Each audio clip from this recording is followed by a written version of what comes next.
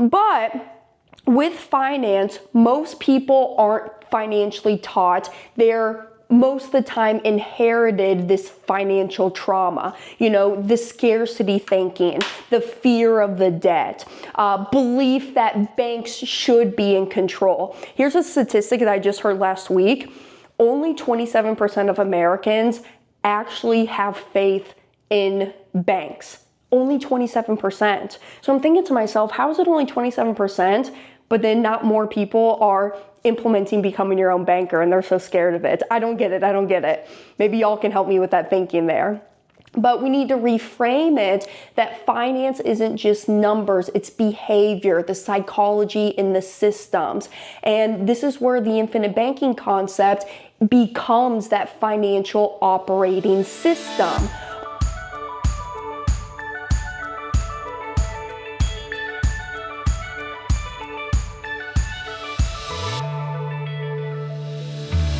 Hello, Money Multipliers. Welcome back to another episode of the Money Multiplier podcast. I'm your host, Hannah Kessler, and we ask ourselves, do our dollars make sense?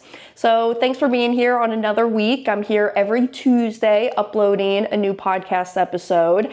And some of y'all have been noticing that I've been having the money mentors on the team come on and record their own episodes. I just thought it would be good for y'all to hear other people's perspectives, get to know the family and the team on a deeper level as well, because all of them, they are a wealth of knowledge. They do this within their own lives, their families, and just so that y'all can know them on a deeper level. So let me know of your feedback. Are you enjoying them? Should I stop doing it? I want to know. So send me an email, Hannah spelled the same ways, forwards and backwards, hannah@themoneymultiplier.com, and I want to hear your thoughts. So today's episode really stemmed from Actually, it was the Nelson Nash Institute. They posted a YouTube video and it was titled, IBC Should Be Taught, Not Just Inherited. And I was like, ooh, that is a beautiful one-liner. Thank you. I'm going to be using that moving forward because it should be. It shouldn't just be inherited. We really need to get with our families and continue to rethink our thinking when we're exploring and going down this new route of us truly taking back the control of the banking function in our life. And this is one thing that my family did such an amazing job at. My mom and pops sitting us kids down and talking to us about money, bringing them into the transactions that they were making through the course of their life. So it really just set me up for success on correct money habits, behavior, how I think about money, because, the big thing too, right? Like a huge component that a lot of people like to think of is, oh, well, all debt is bad. That's not true. Or in order for somebody to win in a financial transaction, somebody has to lose. And that's not true at all. So there's a lot of these money myths that we have to overcome. And we really, yes, it all starts with what's going on through here, what's happening between our two ears, in between our head, right? It all starts with how we think about our money, because how you think about your money is going to greatly impact how much money that you have. So in this episode, I really wanted to get back to using the F word. And I've done an episode on this one time, I think maybe like a year ago, and I have more of a spin and different components of how I want to get into this. So using the F word. In today's episode, there's 3 F words that we're going to be talking about. Number 1 is family. Number 2 is finance. And number 3 is freedom. Because I encourage y'all, even if you don't have a family like myself, right? I'm not married. I don't have kids. I always make the joke, if I could leave the death benefit money to my 2 kitty cats, I would. But we have to start thinking about this infinite banking concept far greater than just us as an individual, because really this is going to be a generational legacy that you are starting for your family. And hopefully your kids can be me being second generation into it, and then continuing to educate the family deeper and deeper, because there's going to come a time where mom and pops, gets called home to Jesus, and it's going to be my responsibility, Zach and Sean, to carry on this legacy and the information and the money habits that our family needs to proactively take. So I really encourage y'all just to think deeper than just you as yourself as an individual and even just your family unit. Think about your kids' kids and then their kids' kids of how this legacy can really impact their life as they continue to grow and you're truly building that family empire. So if you're watching me on YouTube, which I do encourage y'all, okay, if you are listening to this on podcast platform, maybe shoot over to the Money Multiplier YouTube channel for today's episode, because there's going to be some things that I'm going to go down, and I'm kind of excited. This is my new interactive TV. I've only done one other episode with this TV, and I'm like, okay, girl, you bought this for yourself. Let's start using it.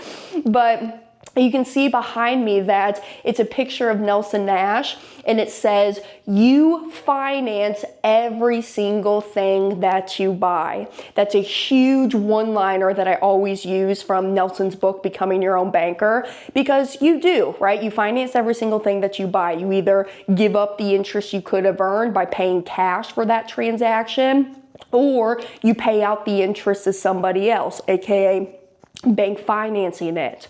But before we get into the second F word, being finance, I want to talk about family being number one, okay? Because it is hard. I know this firsthand. I just got off the phone with a gal earlier today, and she's trying to explain this even to her husband, and her husband's like not on board whatsoever. And she's like, you know what? This is my money. I'm going to go and figure this stuff out and see what happens from there. And I said, that's all you can do. You can only just lead by example.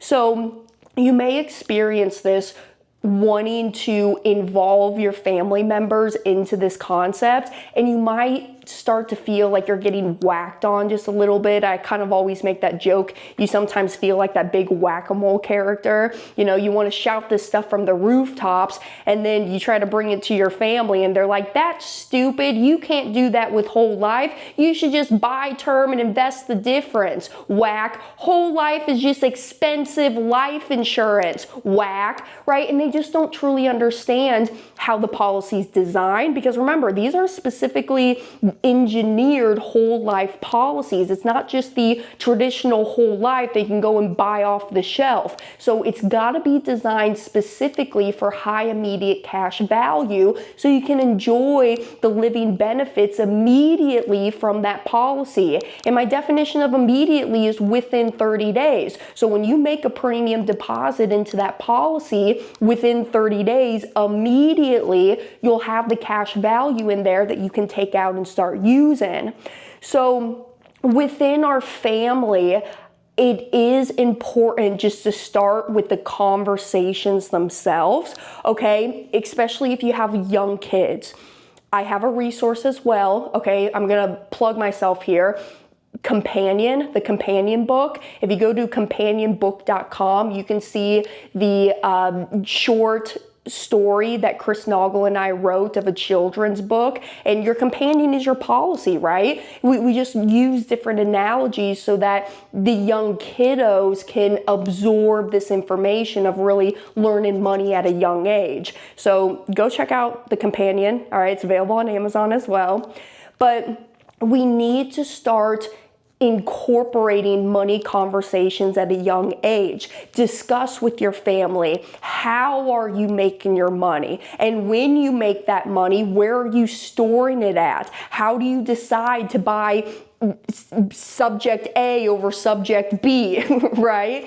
You need to start incorporating them into those conversations at a young age, because from there, it's going to start turning into their own money habits. And this is hard because a lot of my people who have money trauma, you never experienced having money before. Maybe your parents are very big naysayers about money. Oh, having money and wealth, you're just greedy. That's just greed, right? And so sometimes we have to go in and unlearn a lot of the money traumas and even money habits that we've learned up to this point in our lives. So get the kids involved in those conversations and even get them involved in the decision making within the family. Because when you start to incorporate them into the decision making, they really start to find their confidence when they are making money decisions in their life. So get them involved in those conversations, get them involved in the decision making. And this doesn't have to all just be around money. It could be, the meal planning or the grocery shopping, or money talks about how are we going to be saving and planning for this next family vacation that we're about to go on. So I would really start there. And then for my children too, I would even incorporate a chores chart for them, right? Because then it starts to allow them to understand that money is just not given. You have to earn it. Or as like my mama would always say, guys, there's no money tree in my backyard, right? And so when we were kids, Zach and I, Mom would assign us chores. And so how it originally started is that one week I would be on dish duty. That week, Zach would be on laundry. And then the next week, I would be on the laundry duty. Then Zach would be on the dish duty. And that went on for a little bit. And Mom would actually pay us $7 a week to do those chores. But then it got to a point where I came to my brother and I was like, Zach, I don't like doing the dishes. And he's like, well, Hannah, I don't like doing the laundry. And I was like, perfect. So I'll just keep doing the laundry. You keep doing the dishes, and then we'll just do it that way. So from there, with our $7 that we collected every week, Mom would have us take 50% of it. We put it into our save bucket. So 50% to the save bucket, 40% went to our spend bucket, and then 10% went to the giving bucket. And when I was younger, every Sunday we'd go and attend Mass. I grew up Catholic. And so of that 10% that I was in my give bucket, Mom would have me take that money and put it into the basket when it would come around to the pews. You know what I mean? So that 3-cup system truly ingrained the pay myself first method. Okay, I know we've all heard about pay yourself first, right? But be honest with yourself. Do you really pay yourself first? Probably not. So me having 50% of my allowance money go into my savings bucket, that was me paying myself first, and then all I was allowed to spend was that 40% bucket. And that's when I would, go to Price Chopper. I remember I was really into like the J14 magazines and different things, right? And that's what I would use my spending money for, just whatever I wanted at that time. And then, hey, if there was something that was larger in value that I wanted, maybe I would go to Mom and say, hey, Mom, I've been saving up some money over here by paying myself first, putting this 50% into the savings bucket. I'm really looking at this new item and I kind of want to buy it for myself. What do you think about this? Can we do it? Right? And I would always have those conversations with my mom.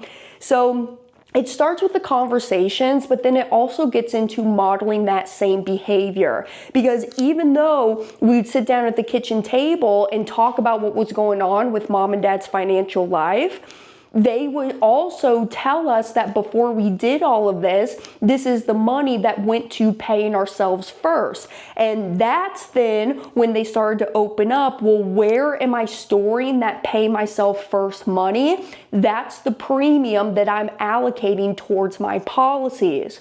So those habits, and I know I keep saying this, but that really has set me up for success, that to the point of where I'm at now. I'm keeping 40 to 50% of what I make every single month because I'm allocating that pay myself first money. And so I know if I'm going out like within my business, I need to go and spend some more marketing dollars or travel expenses, whatever it is, I know where I'm at and how much I can allocate for that. Because there'll be sometimes, hey, maybe I want to buy myself a first class ticket because I'm going to go to Phoenix, Arizona from Orlando, Florida, and that's like a 4-hour flight. But do you really want to spend that money, or are you okay just with sitting back in the economy? And so you can have those informed decisions of what you're making with yourself.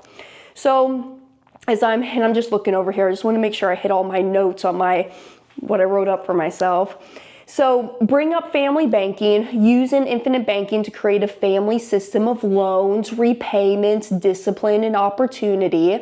And this is then teaching the kids about stewardship and not just spending everything that you make. And these family policies, it truly equals multi-generational legacy planning. And I'm going to get deeper into that here in today's episode. But one thing I do want to tell y'all about as I'm thinking about it, there are guidelines and rules of what we have to do when we want to borrow from the family bank. I have to come to dad and I have to tell him exactly what I'm using the money for, how I'm going to be paying him back, and the interest rate that he'll charge me or what I'm going to pay him back, right? And so he has to approve of all of those transactions, because if I just want to go to the family bank and withdraw money to go to Vegas for the weekend, he's probably not going to allow me to do that. So there's some guidelines built into our family banking system that we have to abide by, and if we don't, then we can't borrow from the family bank, okay? There's even written verbiage in there that if I miss a payment or I just simply don't pay him back, I am disqualified moving forward from any future loans that I can take from the family bank.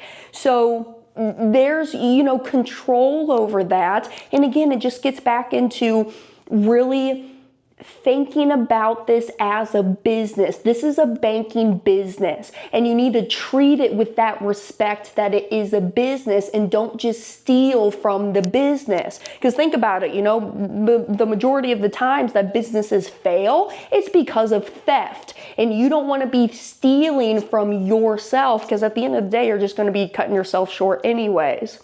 So let's now pivot to the F word number 2, which is finance. And finance is what we talk about all the time over here at the Money Multiplier podcast. But with finance, most people aren't financially taught. They're most of the time inherited this financial trauma, the scarcity thinking, the fear of the debt, belief that banks should be in control. Here's a statistic that I just heard last week. Only 27% of Americans actually have faith in banks. Only 27%. So I'm thinking to myself, how is it only 27%, but then not more people are implementing becoming your own banker and they're so scared of it? I don't get it. Maybe y'all can help me with that thinking there. But we need to reframe it that finance isn't just numbers, it's behavior, the psychology and the systems. And this is where the infinite banking concept becomes that financial operating system, okay? Because a lot of people like to just talk about accumulating wealth, okay? Yes, it's important to accumulate wealth, and it's important of where you're accumulating that wealth at, but more importantly than just wealth accumulation, we want to teach the family about cash flow and the passive cash flow that can be coming in. And that's one way of how you can utilize the policies, is to buy your investments to make your dollar work even harder for you. Because hey, that's the power of uninterrupted compounding, right? I flow the money through the policy, I get that uninterrupted guaranteed compounding, and then I can take it out, go place it in the investment deal. So now I'm double dipping on the money, making money in 2 places rather than just one. So it's about creating that control over your own monetary life than having your financial advisor or your local banker dictate and tell you what you need to do. So you really got to take on the ownership and the responsibility of this, because I say it all the time, nobody's going to care more about your money than what you do, and you need to be in control of it. So, famous words from R. Nelson Nash: you finance every single thing that you buy. Hey, sorry to interrupt the episode here, but I want to take a quick break. If what you're hearing today has made you curious about infinite banking, how it works, I want you to go watch my free presentation. In it, I walk you through the same steps that my family took to pay off $984,000 of debt in 39 months, and how we've been able to recycle and recapture every single dollar since then. This isn't theory. This is real. I mean, this is what the wealthy have been using over 200 years to keep the money within the family. This is literally where banks, conventional banks, store a boatload of their dollars at. And it's the same process that we've helped thousands of families across the country put into action. So go to themoneymultiplier.com/presentation and see for yourself how you can start taking control of your money today. All right, let's get back into the episode. So now let's talk about phase 2. Phase 2 is really, okay, I understand that I finance every single thing that I buy. I either pay out the interest I could have earned, or I pay out that interest to somebody else. And we think that there's no other way. Obviously now with whole life insurance and using this as our own banking system, we can understand that we're closing that gap now. But here's a big misconception I get a lot. Well, Hannah, again, as my traditional mindset is thinking, whole life is just expensive death benefit. It's expensive life insurance. But if you understand that your need for financing cash during your lifetime is far greater than the need for the death benefit, I'm telling y'all, if you really work this system how it should be worked and operated within your life, you're gonna have plenty and enough death benefit to leave to your family and heirs. So death benefit is just that cherry on top of the cake when we're talking about this concept, all right? I mean, there's going to be a death benefit on this policy whether you like it or not, and hey, it'll be there, but its main component is I'm using this for the cash value banking aspect.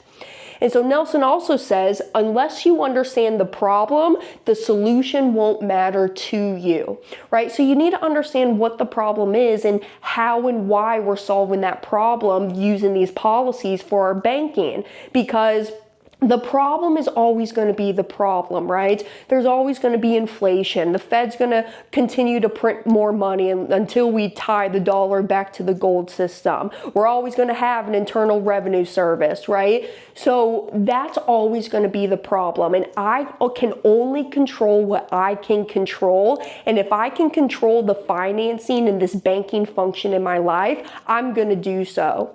So here's what I'm talking about when we are trying to finance things within our life, because there's only 3 ways. Pay cash for it, you bank finance it, or you lease it. Now there is maybe 5 ways. Number 4, you could steal that item, that product, that service, but why would you do that? Or number 5, now I can use my policies to do so. But let's go back, because let's just say in this example, I wanted to go buy myself a $55,000 car, all right? And with this $55,000 car, let's say that the conventional financing method, they would charge me a 7.2% interest rate. And let's just say that the terms for the loan is 72 months. 72 months or 6 years, if I'm doing that math correctly. So the total cost of this car, if you were to finance this through the traditional methods of the bank, would be $55,000 in a principal and $13,000 and some change as just interest alone that went to the bank. So total cost for it, 5, 6, 7, 8, it'd be $68,000 and some change. That's what you would have spent out for that car. But if I went the private financing route and I did this through my policies and I borrowed $55,000 from the policy, now, because I borrowed from myself, I'm going to pay myself back, charge myself with interest, treat my money just how I treat the banker's money. Like I said, don't steal from yourself. So, okay, financing company, if you're going to charge me 7.2, I'm going to charge myself the same 7.2. Now, this is the freedom of you being your own banker. What interest rate do you want to charge yourself? How frequently do you want to pay yourself back? Is it monthly? Is it quarterly? Right? So this is all the freedom of you being your own banker. I get the question a lot, well, Hannah, what do you charge yourself? Personally, I just do a straight 10% interest because more interest that I charge myself, more money is just going to be back inside my pockets anyways. So that's just what I personally do. But I have a lot of people who will just go with like straight market rates, right? Hopefully I don't have anybody who's not charging themselves interest, but if they are doing that, they ain't telling me they're doing it, right? But you could. This is the freedom of you being your own banker. I discourage it, but you could. So when I borrow from my policy, I take out that $55,000 and now I'm going to go pay cash for this new car. So now when I handed over the money, the car salesman gave me the car. Now I'm going to treat my policy and be that honest banker with myself. So at that 7.2% interest rate over the 72 months, that means that the interest, that $13,000 and some change that I would have paid to the financing company, I am now recapturing that $13,000 and some change back to me. So now I have all of the money back in my pockets, plus I also have the car. Now, some of my IBC vets out there, you're thinking to yourself, well, Hannah, you're also not calculating in though the loan interest that the insurance company charges you when you do take out your policy loan. Because the insurance company does charge us an interest to take the policy loan. Why do they charge us an interest? Well, because we're taking policy loans. We're not taking withdrawals. All right, there's only two ways that you can get cash out of your policy. Policy loan or withdrawal. Now, why we're taking out policy loans is because when I'm taking a policy loan, I'm putting my policy, the death benefit, up for collateral, and I'm borrowing from the general funds of the insurance company. So I'm using their $55,000 in the real world, and then that's how and why my $55,000 remained untouched, and it's still in my policy growing at that guaranteed interest and dividend. So when I borrow from the general funds, depending on the insurance company, loan interest can be anywhere from 5 to 7%, just with the companies that I personally do business with. And so if I'm taking out this loan, they are charging me that 5% interest, and I want to calculate that into my equation here. So when I calculate it, I have to subtract the $8,000 and some change as that loan interest that I paid back to the insurance company. Because the loan interest that I pay back, that goes to the insurance company. Now, as I say that, this is going to open up a whole new can of worms here, and I'm not going to get deep into this on today's episode, but there's two kind of interest rates that are panning out here, right? There's the 5% loan interest I have to pay back to the insurance company, but then there's also that interest that I'm charging to myself when I'm paying myself back, right? So that interest that I'm charging back to myself as my loan repayments, those loan repayments all go back inside of my policy, and that shows back up as cash available again. But here's the big gist of what I want y'all to get from this. Would you rather spend $13,000 in this interest cost, or would you rather keep $59,000 for yourself? Think about it. Would you rather spend this $13,000, or would you rather keep $59,000? That's kind of a no-brainer answer, right? You're following me now. Well, let's move on. Let's just not say that it's just cars. Let's go, we could do equipment loan. Let's do college education. This is a good one. Let's talk about college education, because this is a way of how you can build the family banking system just by financing college loans. So in the conventional way, let's say this education is going to cost you $120,000, and the rate that they're going to charge me is 6.5%. And the time period is 360 months for the student loan. So all in all, the principal is 120, but the interest that I paid over the course of those 360 months is $153,000, almost 154. If I did the same thing with my policy, taking out 120 from the policy and then paying myself back over these 360 months at 6.5% interest, I would have kept that $153,000 in interest to myself rather than it going to the school people, for lack of better words. But I also, for my IBC vets, I have to subtract out the loan interest that the insurance company charges me. So let's call it $111,000. So all in all, what I kept for myself is $162,000. My question again, would you rather spend 154 or would you rather keep 162? The choice is yours. You following me? Now, get this, because I want to put this into a visual perspective for you about you finance every single thing that you buy. I just want to turn off some of the lighting just so that you can really see my board. All right, I know you guys love seeing my beautiful face, but today we're going to see the board. What I want to get into is showing y'all a visual on the differences between us bank financing, paying cash, or using our policies. So this is like my quick, I like to use it honestly too as like napkin presentation. Like if I'm sitting somewhere having a meal with somebody, I will draw this out like on a napkin. So our first one, bank finance, because that's the biggest one that the majority of America is doing. So if I were to go in bank finance, it don't matter what it is. Let's just say it's a car, okay? It could be student loans, it could be a boat, it could be a house. It doesn't matter what it is. But let's just say that it's a car. If I were to bank finance this car, what that means for me is I have to go into the negatives. So let's say in year 5, I want to purchase myself a car. Oh, and let me back it up too. Let me explain my graph here. This axis, I believe it's called the x-axis. Thank you, public school.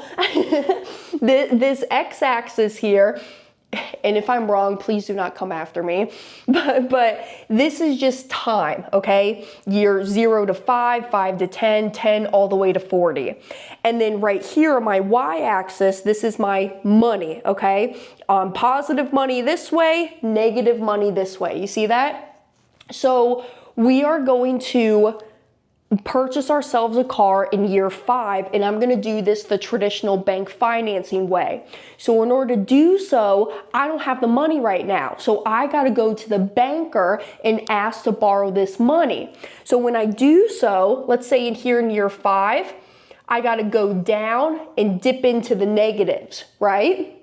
And then what I'm going to do is once I start to pay off that car, then I come back up and I'm back here at the 0 line again.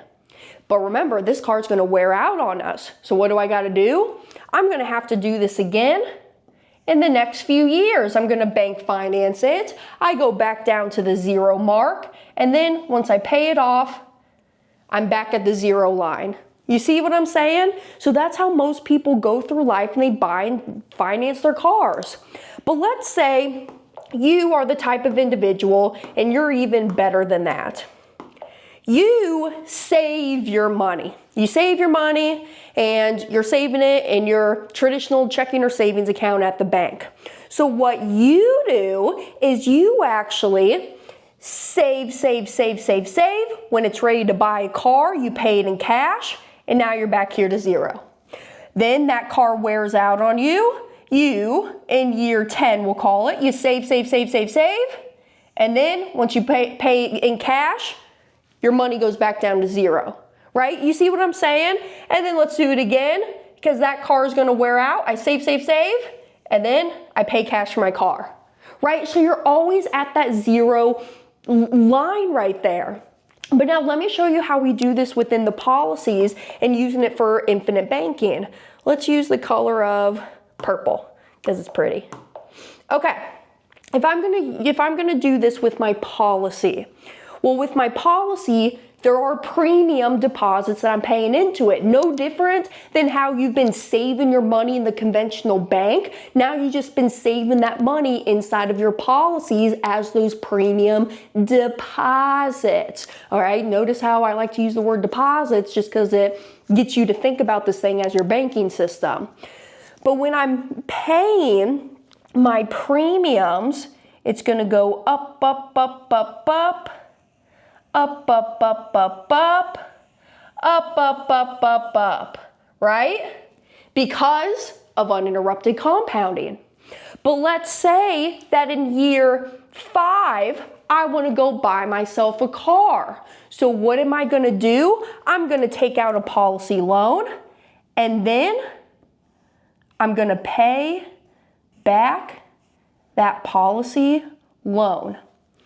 You took out the loan money because you're using it to buy the car, but remember, because when you took out a policy loan, you never interrupted that compounding on that money. You're using the insurance company's money in the real world.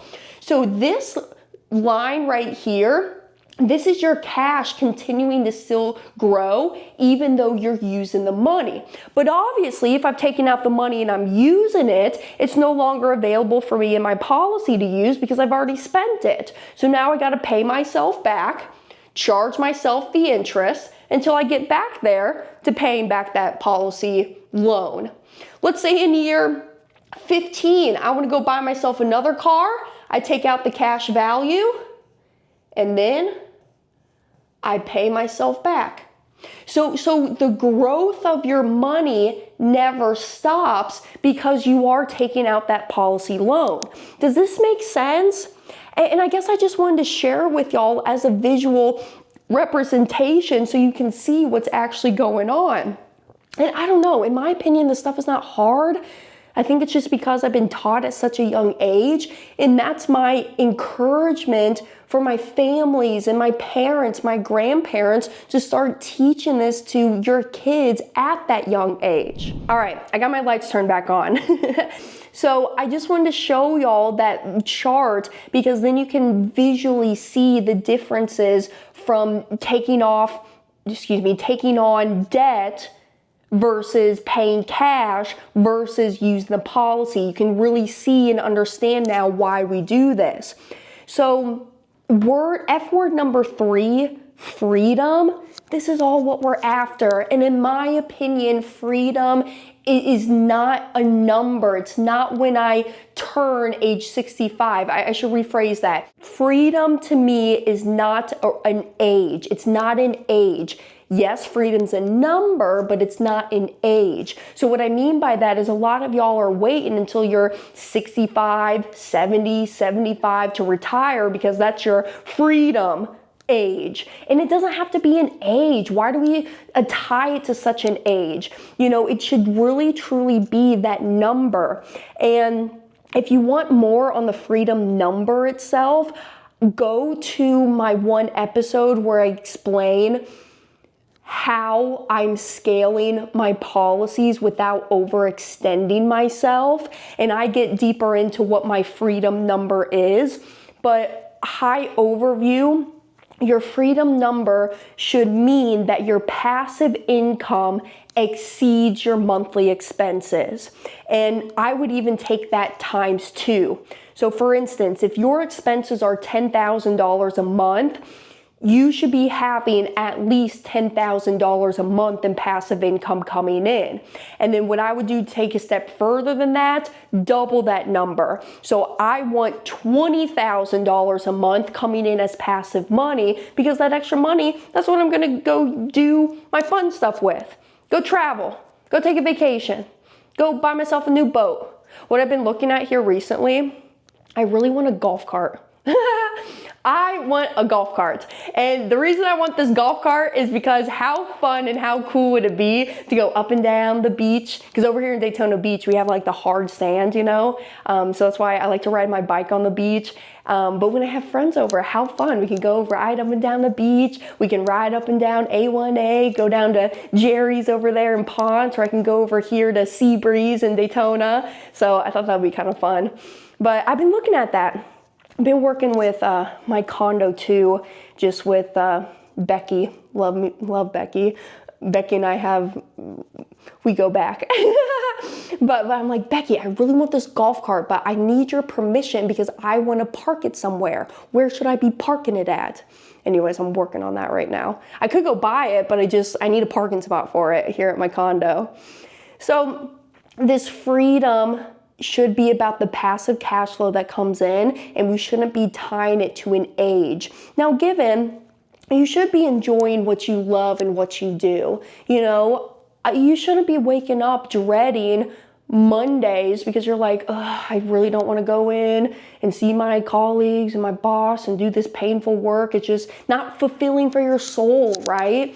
Because time is the only resource we can't get back, y'all. I don't want you guys waking up at 60 thinking, what in the hell did I do with all these years of my life? Pardon my French. But seriously, that's what drives me in teaching and educating about money, because I've hit these numbers and I want y'all to experience the same freedom and stress-free life that comes from not having to worry about money or clocking into a job that you just hate, right?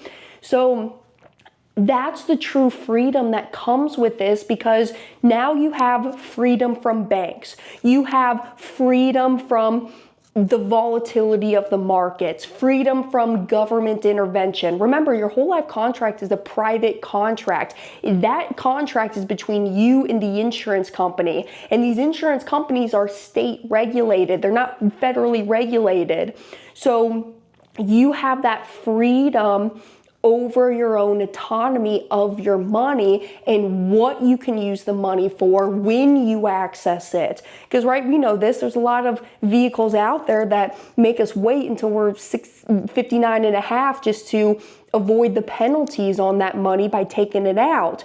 So freedom from banks, freedom from volatility, freedom from taxes, right? Tax-free growth in the policy, freedom from government intervention, and it's a lifestyle flexibility, you know, using your policy loans to go do the different business ventures, right? You may want to start up your own nonprofit or your own side hustle. It can allow you to go and take this money to give to your children if they're doing something cool and you want to support them on this decision that they're doing. So businesses, real estate, life plans, you know, so this freedom can truly compound over time, and especially when your money is always working for you while you are still using it. So the last message I just really want to get out is, again, don't just look at this from an individual perspective, right? We went through the car example. Would I rather pay out the 13 and some change to interest, or would I rather keep $59,000? That's just in one car transaction. That's just you. Think about if you have a spouse. Think about if you have 2 kids. Think about when those cars wear out on you and you got to go buy more and more cars. So this is just an ever-going cycle that you're going to need this money to finance and buy the things that you're already buying in life. So it's not complicated. It's not rocket science. It's just, again, a totally different way of how we've been taught to think about our money and our banking habits within our life. So your family builds the habits, your finance creates the system, and freedom becomes the result. And just like as the Nelson Nash Institute said, infinite banking cannot just be inherited. It has to be taught. Because when you pass away, there's going to be that death benefit money that gets paid out, whether it's to specific individuals of your family, or if you have a trust, which is what I would recommend as the beneficiary of that policy. And now they're going to have this large lump sum tax-free of money that they're going to need to go do something with it. Because again, we don't just want to keep that money stagnant sitting in the bank. We want to go and really create more private banks for ourselves, more policies.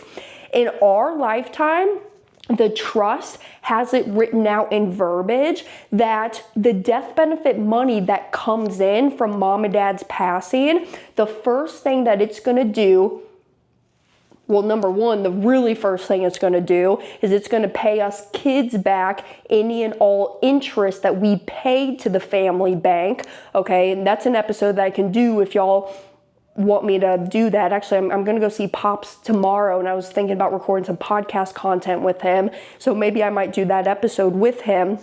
But with any interest that myself and my siblings pay back to the family bank, we're accounting for that. So of the death benefit money, that's what's going to get paid out to us kids first, is all of the interest that we paid. Then the remaining pool of funds in the trust, now it has to go and max out everybody in life insurance coverage. So the death benefit money is going to go to funding more policy premiums, starting policies on my life, Zach. Zach's going to have a wife. Zach's going to have kids. My older brother, Sean, who's married, has 2 children already. Maybe at that point, Tori is married, my niece, and she's got babies already. So the trust has it in written verbiage that it needs to go out now and buy the maximum death benefit coverage on each family member. And then from there, the trust is the one that actually owns those policies. It pays for the policies, and it's the beneficiary of those policies. This is kind of what gets into what a lot of people like to refer as the Rockefeller waterfall method. But this is really how we keep that generational wealth generation after generation, for lack of better words. So hopefully this came through clear on my thoughts. I'm a little under the weather today. Thankfully, I didn't have a coughing attack. Y'all, shameless plug as well. Every Thursday morning, 9 a.m. Eastern time, I go live on the YouTube channel, the Instagram, Facebook, even LinkedIn. You can find it underneath the Money Multiplier or by searching my name, Hannah Kessler. But I will go live every Thursday at 9 a.m. Eastern time, and it's my Money Mornings with Hannah show. And this past Thursday, I just was not feeling great. I was really under the weather. And I had these coughing attacks. I was like, because it's different than the podcast, right? The podcast, if I screw up, I can just go back and cut that stuff out. But it's a live stream. But hopefully you really did grasp what I'm putting down here. And I want to help y'all with this. I mean, seriously, if you're thinking, how is this going to help me in my life? Can I actually do this? And you just want to sit down and have a conversation, I'm here. I'm open. Send me an email, hannah@themoneymultiplier.com, and we can get in contact that way, schedule some one-on-one time together, because I really want y'all to get this stuff. Last comment I'll make. You know, a lot of people will ask me, well, Hannah, how do you truly get your family on board with this? And like I said from the beginning of the episode, it is hard to be a prophet in your town, right? You guys have heard that saying before. It's hard to be a prophet in your own town. But I would just really lead by example, because again, you can only control what you can control. And if you can control just your own family unit yourself, you, your spouse, and your children, start there and lead by the example. My aunt and my uncle, right? We've started this in 2008. Dad probably started talking to Uncle Brad about this in 2010. They just started their first policy in 2024. All right, it took them 14 years to start on this whole mission and this concept, because they were just stuck in that conventional thinking. And sorry, Uncle Brad, but y'all are spenders, right? You guys don't pay yourselves first, and you never had money left over at the end of the month because y'all just wanted to spend, spend, spend. But now, since you've learned that money habits, now they were in a position to say, okay, I'm getting this now. I need to really be honest with myself when it comes to my money, and I need to really start taking some action, because you know what? There's going to come a day where I just can't fly airplanes anymore, and I want to make sure my passive money is coming in. So much more we can get into, but I don't want to make this episode too long. So if you have questions, again, reach out to me. I'm always here for y'all. And please rate the episode, give it 5 stars, leave a comment down below. And if you want more content, or if you have ideas or things that you want me to talk about or teach on, reach out to me too. So I'm always here to help support you in whatever I can do. So please just let me know. So thank you for being here for another episode. I will see y'all next week on the Money Multiplier podcast. Catch y'all then. Bye, everyone. Hey y'all, thanks for tuning in. If you enjoyed this content, click right here and it will take you to last week's podcast episode. I will see all of you beautiful money multipliers next week. See you then.